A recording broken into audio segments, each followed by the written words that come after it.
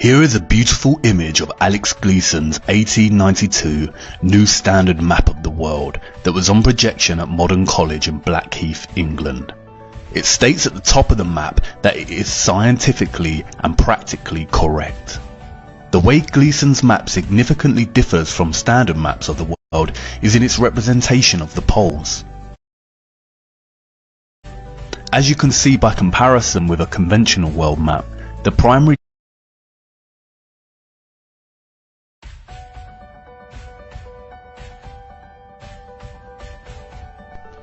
Here is a beautiful image of Alex Gleason's 1892 New Standard Map of the World that was on projection at Modern College in Blackheath, England. It states at the top of the map that it is scientifically and practically correct. The way Gleason's map significantly differs from standard maps of the world is in its representation of the poles. As you can see by comparison with a conventional world map, the primary difference in Gleason's map is that the North Pole is actually situated in the centre of the Earth, and upon first glance the South Pole, or what is known as Antarctica, appears to be missing. Upon closer inspection, however, you realise that Antarctica is indeed present and makes up the majority of landmass on the map. Antarctica in Gleason's map is an encompassing ice ring that covers the entire outer reaches of Earth. Gleason's map has become somewhat of a canonical historical document for flat earthers, many often reposting the image on the internet and heralding it as solid proof that refutes the heliocentric model of the Earth, or in other words, proving that the Earth is not a spinning globe in space but a circular, flat and stationary plane. This was not enough proof for me, and while I gravitated towards the idea of a giant encompassing ice wall as a neat concept, I knew that we had a vast amount of evidence proving the existence of space, spherical planets, and entire sciences dedicated to solving the mathematical conundrums of physics. I mean, we landed on the moon, for God's sake. Surely if the Earth was flat and stationary, then somebody would have realised by now. These brave souls did the unthinkable. They flew to the moon, they landed, took their first cautionary steps and planted the American flag. NASA sent multiple crews to the moon on subsequent Apollo missions. They even managed to film Apollo 17 leaving the moon. Stage pushed. Mission arm is ascent. Okay, I'm going to get to pro. 99, proceeded. 3, 2, 1. Ignition. Right away, Houston. Vector grid. But wait, hold on. If this is footage of the crew leaving the moon and making the journey back to Earth, then who did they leave behind to film their craft take off? And wait, don't you think those colourful emissions on takeoff look kind of fake? I haven't seen any subsequent rockets produce these sort of dazzling colours, and I suppose they did admit that they had lost all their data from the mission. But maybe that was just coincidence. I started looking into NASA a bit more closely, and what I found was shocking. I can say with certainty that NASA is indeed lying to the world, and has been lying ever since its founding in 1958. But don't take my word for it. Sometimes you can't tell people the truth, you have to show them. So let me show you. Buckle up and sit tight, because Houston, we have a big problem. Okay, well, there's a big problem with the blue marble, and I'm going to zoom in here and show you what the problem is. These are all composite images where they are really not very good at Photoshop because they're using the Photoshop clone tool to replicate clouds. This cloud is a copy of this cloud. See the formations? They're identical formations. These right here, side by side, side by side. See this kind of W looking shape right here, replicated right here. This cloud is exactly the same as that cloud. You know, same clouds right there, and same thing on the other side of the world. They got the same thing going on. They got careless. Here, look, 1, 2, 3, 4, 5 of the same formations replicated right there. These two replicated, same exact formations right here. This right here is clone of that right there. I mean, really? So you're telling me that we could take pictures of Jupiter and Saturn, huge, massive planets, and now we're out going to Pluto, but we don't have one legitimate picture of the Earth from space that's not a composite? Click on this picture right here. supposedly the same mission, same guys that took the picture, the most famous picture of our Earth. I'm going to do save image as, and let's see, Apollo Moon, let's call it Apollo Moon 17. And I'm going to open that in Photoshop. And if those of you think this technical difficulty was planned and think I'm scamming you, go do it for yourself. Because you're going to find the exact same thing. I got nothing to hide here. This is live on the air, okay? I'm going to zoom in on the Earth in Photoshop. You see the Earth? Go to Image, Adjust, Levels, and I'm going to bring the levels over here. And I'm going to bring the levels up. Uh-oh. What is that? Why is there a square box around the Earth allegedly taken from the scientists on the moon in Apollo 17? And people wonder why I don't trust NASA. That's why I don't trust NASA. Just another example of NASA faking space. Take a look here at this supposed image of Jupiter. Nothing more than CGI fakery. The supposed auroras towards the north. Let's take a look here again at NASA's official website, where it states Hubble captures vivid auroras in Jupiter's atmosphere. Here's the problem. The date of June 30th, 2016. Now take a look at this. Another so-called official image of Jupiter. This one's from back in 2014. You see the problem here? Now let's take a closer look at the supposed two images provided from NASA of Jupiter. Here's the problem again. 2016, 2014. What's the difference here?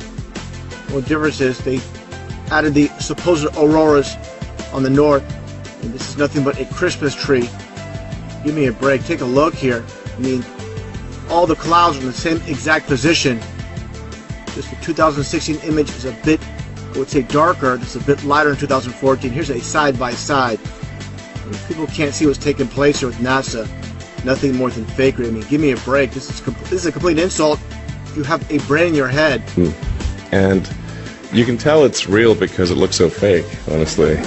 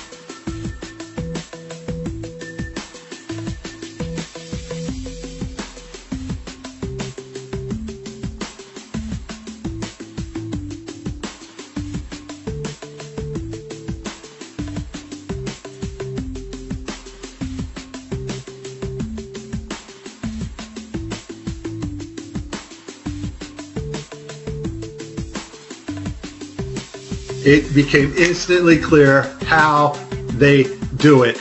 And it's just video game technology. Now, if you're part of the Geek Squad or the techie crowd, well, then you already know about this technology. And so let's get to the video that caught my attention, and you will see the same things that I saw. Let's watch. We have to introduce the concept of freefall. So let's use this model of the Earth. And let's enlist the help of a friend, Patsy. You might know her.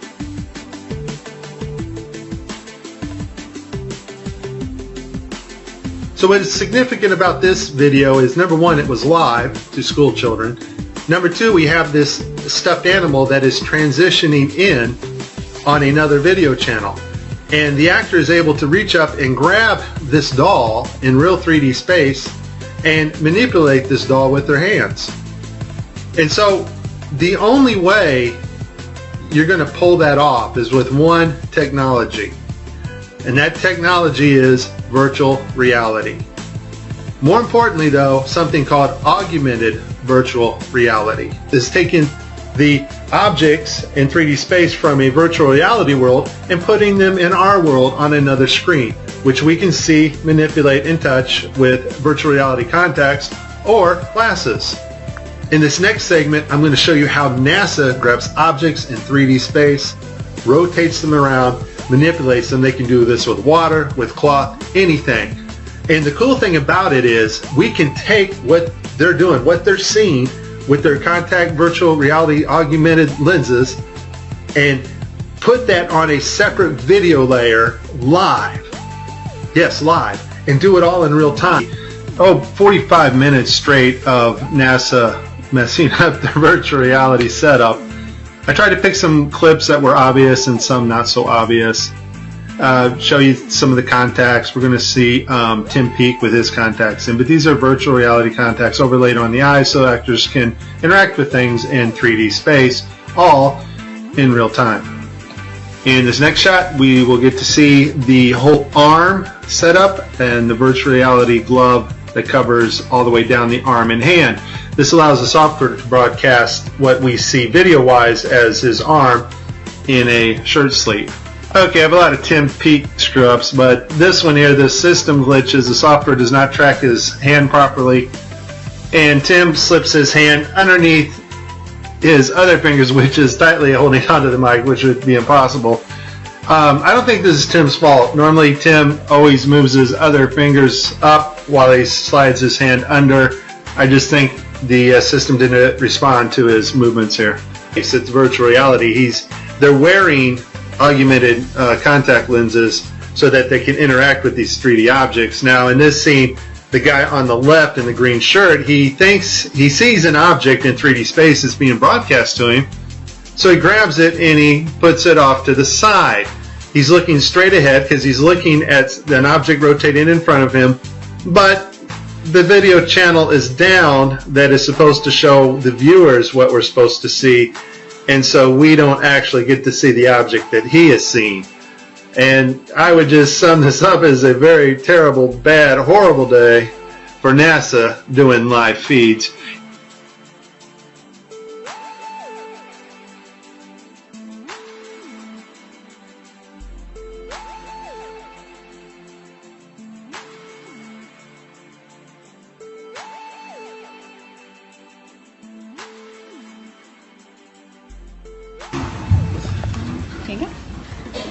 So many times during spacewalks outside the International Space Station, we can see air bubbles rising up. Can you touch on how there are air bubbles in space?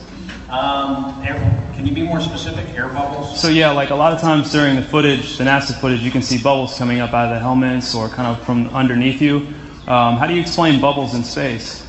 Yeah, I'm not sure exactly what you're talking about. Now sometimes you get water in the helmet, and it's either from sweat or from the cooling garments. And in some of my spacewalks, I had like water in the helmet. Not like I was going to drown in the helmet, but just little bits of water probably came from sweat. Often on the outside of the space station, you'll liberate little pieces of, it's a really harsh environment out there, and the outside of the space station gets beat up pretty good. And sometimes, you'll see just little flecks of paint or something that you might have disrupted floating away from the suit. And, that's generally what that is. I've never seen any kind of air bubble anywhere. Yeah.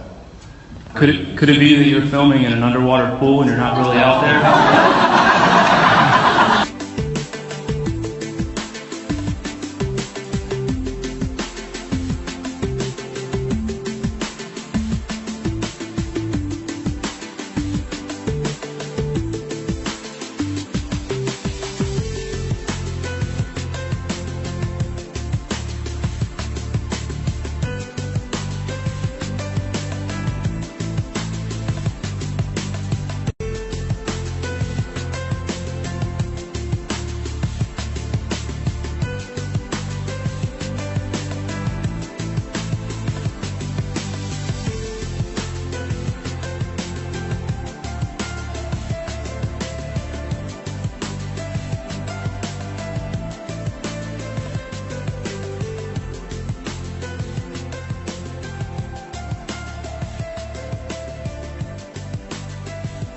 why don't you swear in the Bible that you walked on the moon? You're the one who said you walked on the moon when you didn't.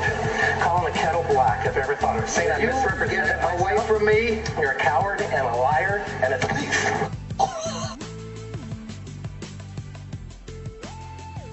And then there is this. Official NASA research into the dynamics of an aircraft that would function over a flat and non-rotating Earth. A flat and non-rotating Earth. A flat and non-rotating Earth. What? I know NASA has a tremendous multi-billion-dollar budget, but why would the organisation waste funding research for an aircraft that functions over a flat and stationary Earth? I thought we lived on a spinning globe in space. Is this not like Toyota designing a new car that drives through lava? It would never be used and would be a tremendous waste of money. This is all fun and games until you really start to ponder NASA's lies. Why would the biggest space organisation, whose vision statement on their website claims that it is their goal to discover and expand knowledge for the benefit of humanity, lie? And where exactly does their multi-billion-dollar annual budget go? In the last 5 years, NASA's total annual budget between 2016 and 2020 totals over a whopping $100 billion. Why would they commit such fraudulent actions if they want to benefit humanity with their understanding and exploration of space? And if we cannot trust the most famous of all space organisations to give us the truth, then is the Earth really what we've been led to believe it is? And then I remembered the 1959 United Nations Treaty, which prohibits and regulates all global activity on the continent of Antarctica and ensures that the continent belongs to no nation. With Gleason's map in mind, I started to wonder whether Antarctica was really what we had been told it was. Was it really a freezing white untouched paradise where, as Sir David Attenborough shows us, penguins play in the snow? Could it really be a huge ice wall encompassing the entire Earth? And then something dawned on me and stopped me in my tracks. How did I not notice? It was staring me in the face the whole time. Gleason's map. Hidden in plain sight in the United Nations logo. Look. The North Pole is at the centre, just like Gleason's map. And why is Antarctica missing? Or is it? Upon closer inspection, I realised that the logo was framed in a circular laurel. I know from ancient Greek mythology that the laurel leaf came to symbolise Apollo. Apollo again. Just like the moon missions. In ancient Rome, the laurel was not permitted for profane uses, and lighting it at the fires of the altar was strictly forbidden. And I knew from the treaty that the UN had strictly forbidden Antarctica from being explored and exploited. Was there a message in this? I started digging, and then I realised that not only did the United Nations have this logo, but also the International Maritime Organization, the International Civil Aviation Organization, and the World Health Organization. The Maritime Organization polices the seas, and the Aviation Organization polices the skies. The World Health Organization controls all health and disease communications and guidance for the world, much like it has during the COVID-19 pandemic.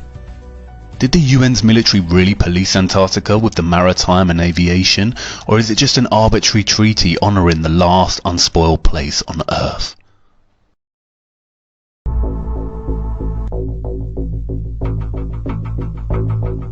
Hey, it's a Navy destroyer. He will yield.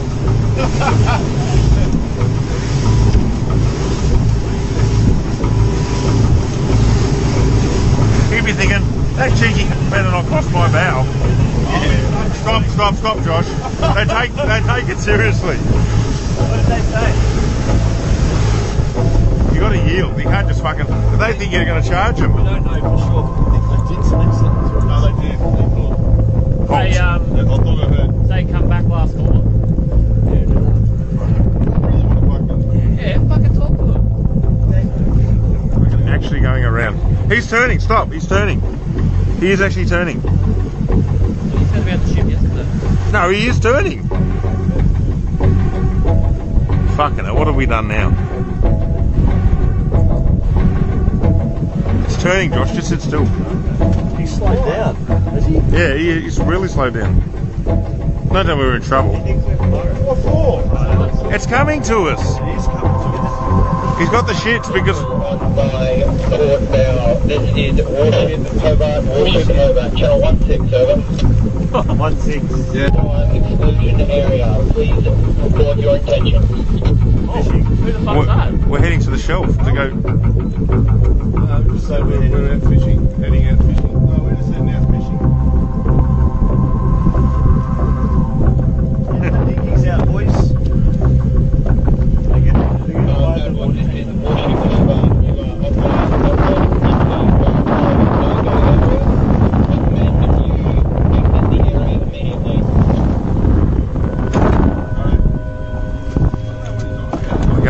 Just traversing. I'm set up a demo today with this Cessna and the Air National Guard. I'm going to be inside of this Cessna and we're going to be going rogue. We're going to fly into that no-fly zone and we're going to see how the Air National Guard does it. They scramble the fighter jets to come right. Take off. We're off. Flying for miles and miles until... Okay, we've just entered the no-fly zone now. Our pilots aren't talking to air traffic control, ignoring their calls to reach them. That triggers an alarm at the Air National Guard base. These fighter pilots scrambling to their jets. They're on alert and ready to take action 24 hours a day. Today, racing to their F-16s, suiting up, climbing on board, and rushing to the runway. Taking off to intercept our rogue Cessna. Reaching the target in just minutes. This is the view from the F-16. That's my Cessna right there. Intimidating as you would think it would be. Look at that fighter jet. He's right off our wing. Another F-16 swooping in on the right, calling us on aviation frequencies. You have been intercepted. If you hear this transmission, acknowledge the radio call and rock your wings. He wants us to identify ourselves. We're a rogue aircraft, remember, for this demonstration, so we're not going to respond at all and see what this fighter jet... You are ordered to turn to the northwest. The fighter jet giving us one last warning. After all of this, the pilots still won't listen. The plane won't leave the airspace. Will you shoot them down? If required, we'll execute the rules of engagement per the commander of the North American Aerospace Defense Command. And yes, we would do that. Shoot the plane down? If it meets the rules of engagement, yes, we would, to defend the airspace. Why are they policing the parameters of Antarctica in such a vigilant way? Surely they are just protecting the penguins and seals that we've seen so often in Planet Earth and Frozen Planet documentaries. I don't know, I'm not too sure anymore, because after I stumbled across this.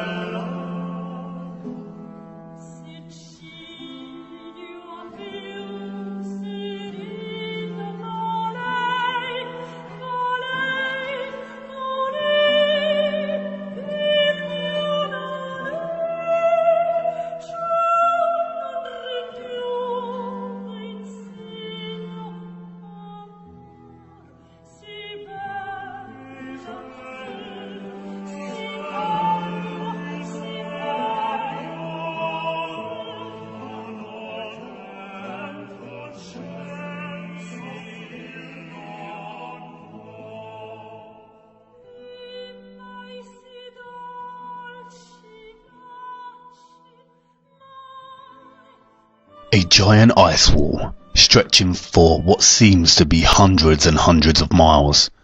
I don't know about you, but I find this footage deeply disturbing. With NASA's lies in mind and that great ice wall looming in the distance, I began to experience what some call cognitive dissonance. I went into denial. Of course none of this could be true, and of course our Earth is a spinning globe as we've been taught throughout our lives. It's one thing NASA lying, but are all the professors and scientists lying too? Is the National Geographic Channel lying? And what about Newton, Einstein, Hawking and Attenborough? Are they lying too? It's a complicated answer, and I will do my best to show you the truth. But before we look at the gatekeepers of knowledge and the trusted voices of our world, I need to show you more of our Earth. I don't want to lose you just yet.